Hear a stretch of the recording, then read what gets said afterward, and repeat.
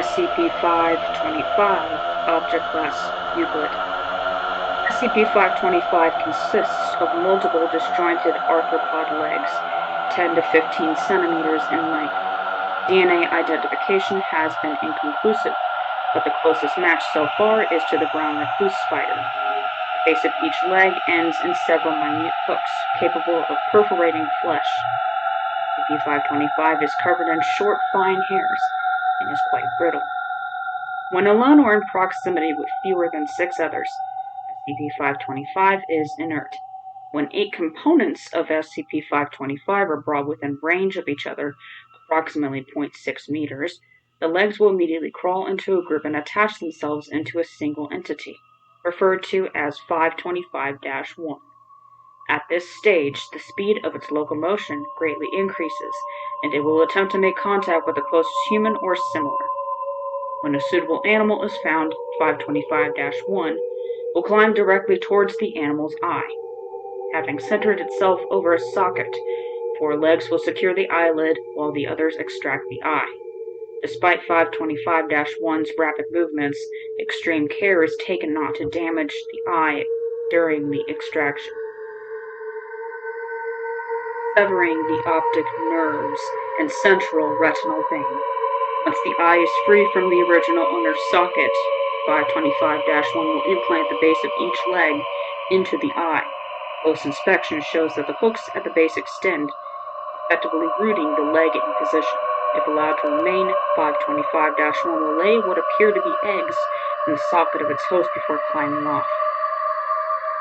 When in possession of an eye, 525-1 is no longer hostile, and its movement is somewhat impeded. Curiously, 525-1 does not respond to visual stimuli, suggesting that it does not use the eye for sight. Dissection of a chimpanzee eye taken by 525-1 and retained for a period of 1 week revealed the formation of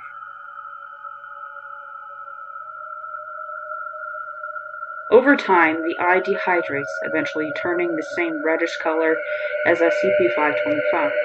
After 2 to 3 weeks, 525-1 will abandon the eye and begin to search for another. Addendum number 525-A.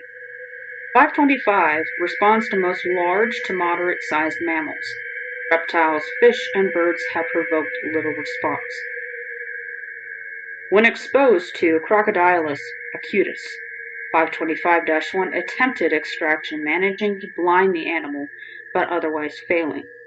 Thereafter, all instances of 525 have not responded to crocodiles, even those not present at the initial experiment.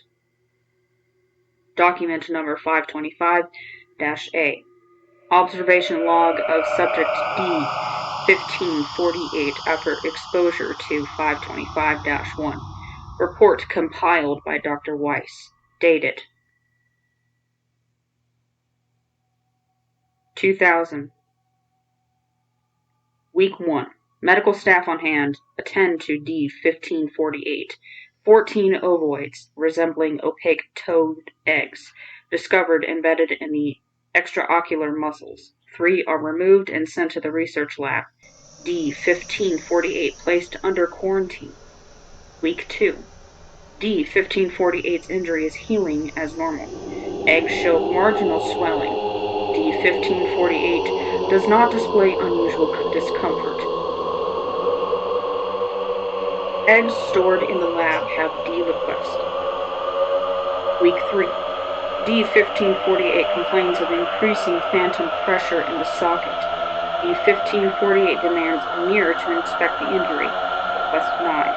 Muscle tissue has healed over and obscured the eggs. Week 4.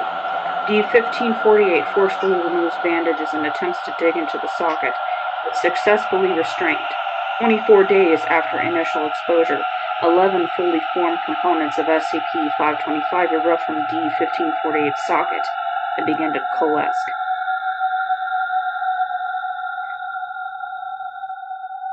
Special containment procedures. Outside of testing conditions, the individual components of SCP-525 must be stored in separate, sealed containers.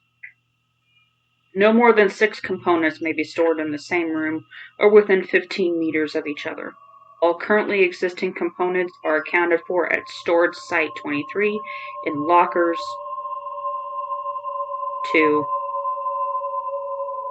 Only Class D personnel are authorized to handle SCP-525. All supervising staff must wear protective eyewear during testing.